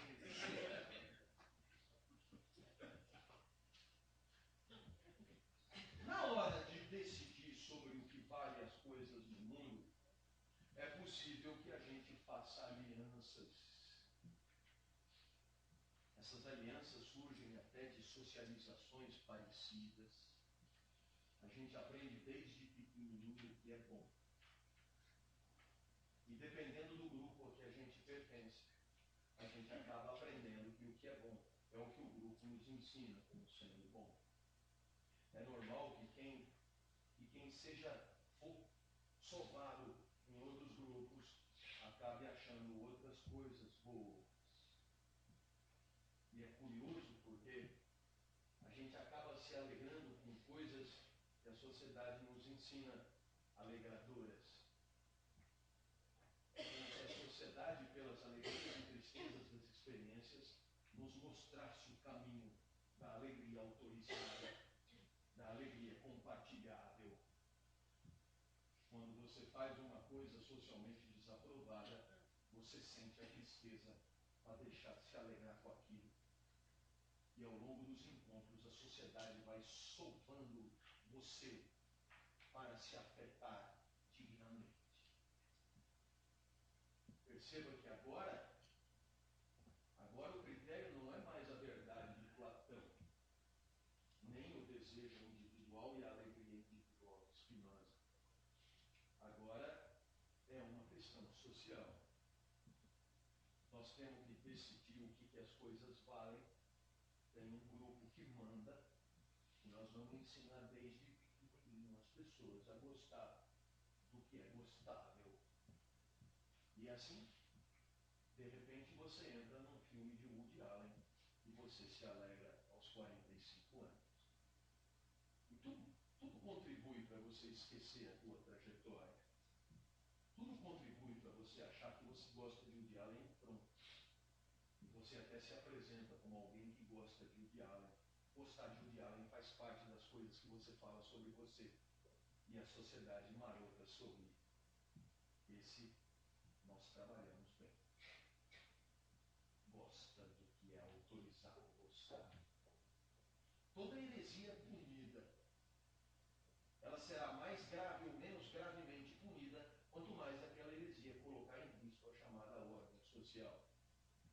E os verdadeiros processos educativos não são aqueles que nos ensinam a resolver a equação do segundo grau. São aqueles que nos disciplinam a gastar energia com os troféus socialmente autorizados. A sociedade é a instância legítima de definição do que é bom. A sociedade sociedade é a distância legítima de definição daquilo que deve merecer a nossa atenção. E nós vamos, ao longo da escola, ao longo da educação, canalizando as nossas energias para buscar os troféus que a sociedade nos apresenta como sendo os troféus, por definição, aquilo que vale e deve ser buscado. Quando você gasta energia com outras coisas, é possível que a sociedade não aprove. É possível até que ela te ponha entre grades. Porque por algum desvio civilizatório, você acabou se entretendo com o que não deveria se entreter. Quando você alcança um troféu, que é apenas uma convenção, a sociedade te aplaude. E quanto mais valioso o troféu, maior o aplauso. E as pessoas gastarão energias infinitas para alcançar os troféus que merecem o aplauso. E assim, tudo fará sentido. O aplauso alegra, o troféu é o que vale, tudo contribui para fazer acreditar que é só o troféu que vale. E quem não busca troféus é um desajustado. O desajuste agora não é cósmico, é social. Talvez a inclusão pelo consumo permita colocar mais gente disputando os troféus que a sociedade erigiu como sendo os legítimos. O curioso é que, dentro dessa perspectiva, estamos à mercê de dominantes para nos dizer o que equivale, o que deve nos alegrar e o que vamos passar a nos esforçar para buscar. E é claro que, num primeiro momento, esses dominantes foram entendidos ainda no século XIX como os detentores das propriedades privadas dos meios de produção. Ainda estávamos numa espécie de pré-história da sociologia dos valores, onde os instrumentos que tínhamos eram a classe e a luta de classe. E o certo e o errado, o justo e o injusto, o belo e o feio eram coisas de burguesia. A burguesia detinha mecanismos e instrumentos para impor goela abaixo o belo e o feio, o justo e o injusto, o de bom gosto e o de mau gosto, o certo e o errado. Mas essa pré-história da sociologia dos valores já nos permitia entender muito de que o valor absoluto e transcendente deu lugar a um outro valor com pretensão de absoluto, mas definido na luta, definido no controle das alavancas de poder na sociedade. Pouco a pouco percebeu-se que a divisão da sociedade em classes era apenas uma rudimentar e poderia ser substituída por outras mais férteis para explicar a capilaridade da construção social dos valores. E aí você percebe que Machado de Assis é bom. Você perguntará, é bom porque o que Machado de Assis escreve é muito parecido com a literatura ideal do Platão? Não sei, nunca li a literatura ideal do Platão. É bom porque te alegra? Para ser sincero, para mim Machado de Assis é um saco. É bom por quê? Porque quem na sociedade está autorizado a definir o valor legítimo da obra literária diz que é bom. Cai no vestibular. É Machado de Assis que você tem que ler. E tudo contribui para fazer acreditar que Machado de Assis é indiscutivelmente bom. É claro que alguém, na hora de defender essa tese, porque tem interesse nela, porque ele é mesmo especialista em Machado de Assis, e quanto mais achar em Machado de Assis bom, mais você, sendo especialista em Machado de Assis, é importante na sociedade, na hora de defender essa tese, não vai dizer isso. É bom porque me interessa. A Coca-Cola é boa porque me alegra. Vai dizer que Machado de Assis é sublime. Vai fazer platonismo sem saber. Vai partir do fundamento de que existe algo ideal e Machado de Assis tangencia a idealidade. Nada tem a ver com a minha E é possível que essa pessoa não esteja sendo conscientemente cínica, seja só mais uma vítima feliz de uma dominação que lhe faz bem.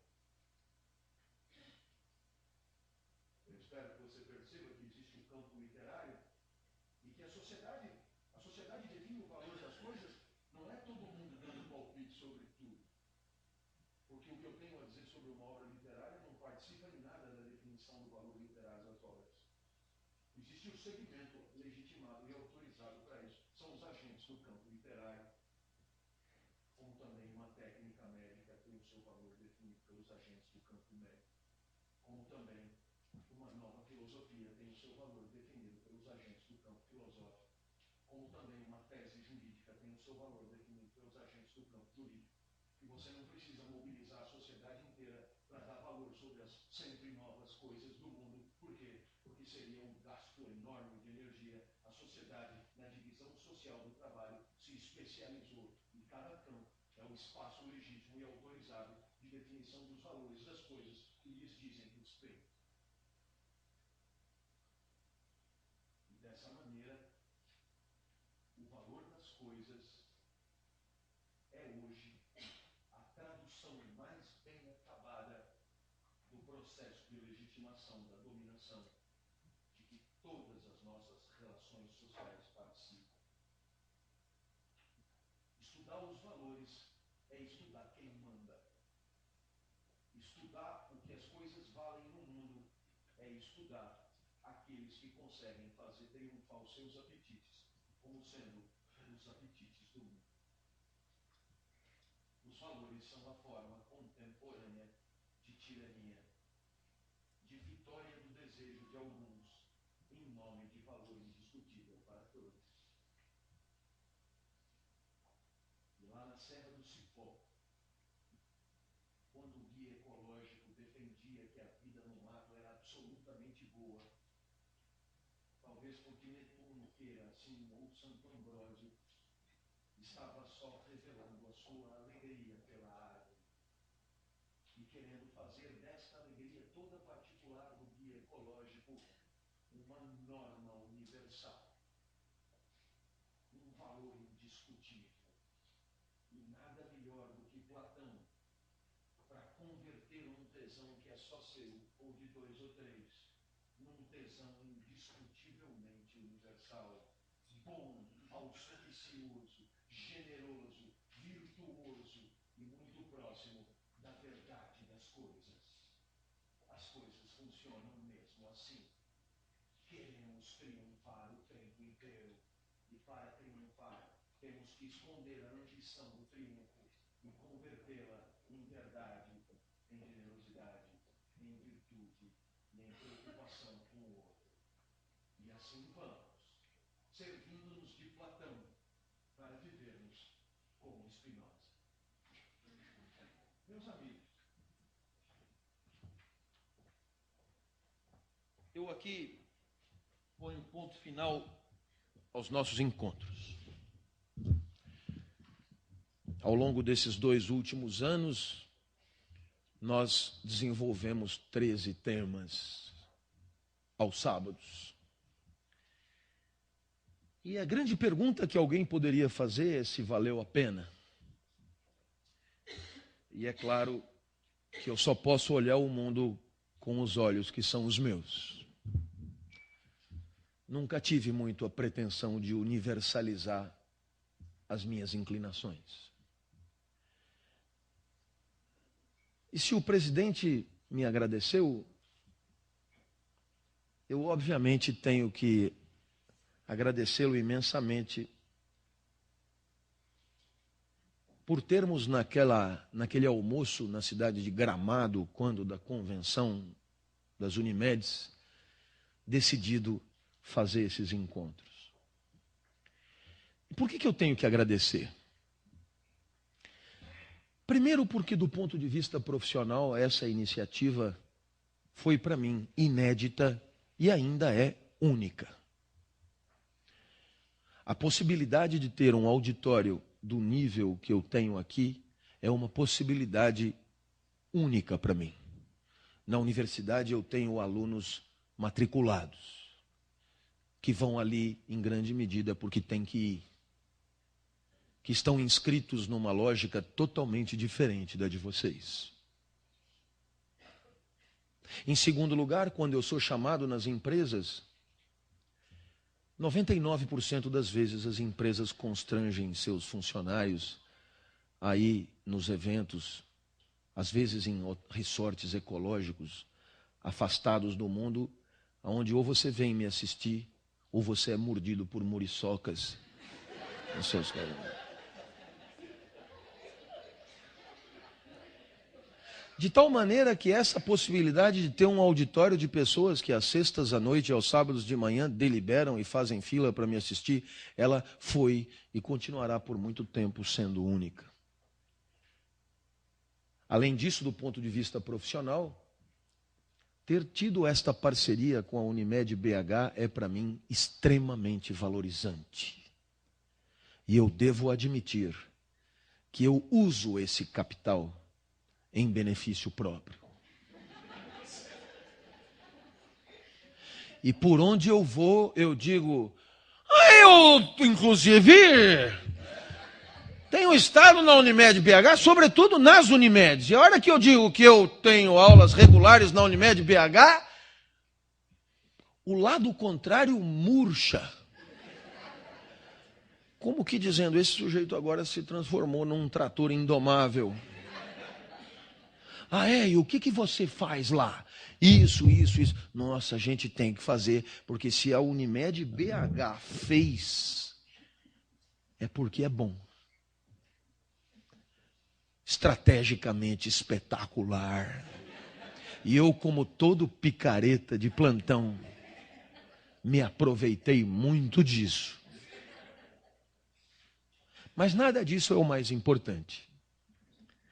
Porque o mais importante é que quando eu estava aqui, sextas à noite, aliás, nesse último ano, sextas à tarde, com a possibilidade de conhecer os colaboradores, que foi para mim incrível, né? Os colaboradores aqui são fantásticos e a gente se divertiu muito junto aqui, porque tem uma sintonia de classe, né? A gente se divertiu muito aqui falando mal de vocês e tal, foi muito legal, né? E depois à noite, depois sábado de manhã, a oportunidade desses 3 encontros foi para mim muito alegradora. E eu acho que você sente isso, eu não preciso dizer. É óbvio que eu desfruto aqui mais do que ninguém. E eu continuo desfrutando. Eu entro no avião rindo às vezes, das barbaridades que me ocorre dizer.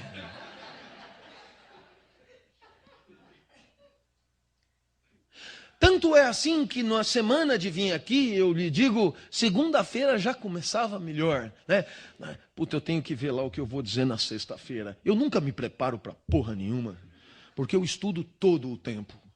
Então é claro que eu não me preparo especialmente, mas aqui tinha um cuidado de fazer uma espécie de uma trilha, uma preparação para a alegria, que é alegre, claro. E então, por conta de tudo isso que é muito positivo, eu posso dizer que os momentos vividos nesses 2 anos são, para mim, o exemplo mais bem acabado profissional de eterno retorno. E o eterno retorno do Nietzsche é viver de tal maneira a desejar que aquele instante não termine mais. E é claro que você só tem certeza disso quando ele termina. Quando você tem a certeza de que era isso mesmo que você queria. Foi muito bacana, né? Foi muito legal. E eu espero sinceramente que cada um de vocês tenha sentido uma mínima parte da alegria que eu senti em vir aqui, que já teria valido enormemente a pena esse nosso encontro. Eu queria realmente, mais do que agradecer mesmo, realmente me colocar à disposição de vocês individualmente, pelo e-mail, para que a gente continue conversando, para que a gente possa se encontrar pelos aeroportos da vida. Tantas vezes eu encontro aí um ou outro, né? E que a gente continue ao nosso modo, nos vendo e nos querendo bem. Porque os nossos encontros aqui foram na contramão da vida, exatamente por terem sido super legais e super bons. De fato, muito obrigado. E me desculpa qualquer brincadeira, me desculpa qualquer coisa. Para a pessoa que reclamou dos palavrões, não fica assim. Se eu não soltar um caralho, eu não sou eu, né? Não fica assim, né? Aprenda a lidar mais um pouco com a diversidade. Os palavrões fazem parte do cotidiano. Não sou só eu que falo, né? É do jeito que for. E depois, não tenha a exigência de que tudo seja absolutamente perfeito ao seu jeito. As coisas são o que são, nem boas nem ruins, são o que são. E se elas alegram um pouquinho, elas já valem super a pena serem encontradas. É o que eu acho, é a minha mais firme convicção. Show de bola, muito obrigado e até uma próxima, se Deus quiser. Obrigado. Obrigado.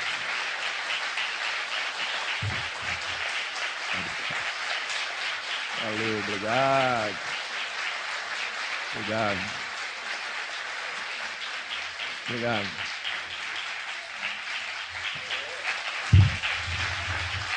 Obrigado.